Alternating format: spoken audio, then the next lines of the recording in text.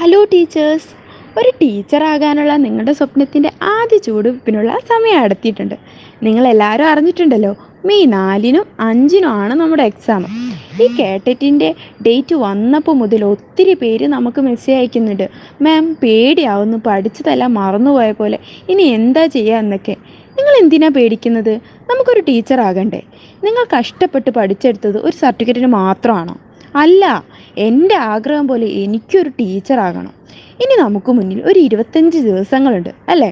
ഈ 25 ദിവസം മാത്രം മതി നമ്മുടെ സ്വപ്നത്തിലേക്ക് എത്തിക്കാൻ. നിങ്ങളൊന്നു മാത്രം ശ്രദ്ധിക്കുക, സമയം നമുക്കെല്ലാവർക്കും വിലപ്പെട്ടതാണ്. അതുകൊണ്ട് ഇനിയുള്ള ഈ 25 ദിവസം കറക്റ്റായി പ്രാക്ടീസ് ചെയ്ത് മാത്രം എക്സാം എഴുതാൻ പോവുക. നമുക്ക് പാസ്സാകണം എങ്കിൽ ഈ വരുന്ന ദിവസങ്ങൾ നമ്മളൊന്ന് കഷ്ടപ്പെട്ടാൽ മാത്രം മതി. നിങ്ങളെല്ലാവരും ഓരോ പ്രയാസങ്ങൾ പ്രതിസന്ധികളൊക്കെ നേരിടുന്നുണ്ട്, എനിക്കറിയാം.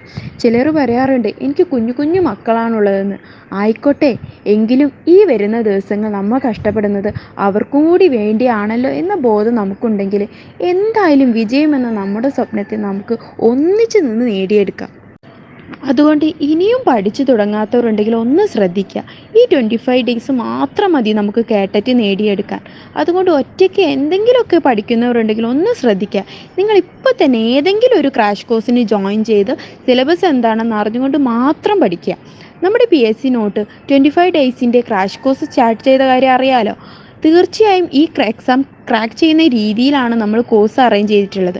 അപ്പോൾ താല്പര്യമുള്ളവർ നമ്മുടെ കോച്ചിങ്ങിലേക്ക് എത്രയും പെട്ടെന്ന് ജോയിൻ ചെയ്ത് നിങ്ങൾ ആഗ്രഹിച്ച പോലെ ഒരു ജോലി നേടിയെടുക്കുക.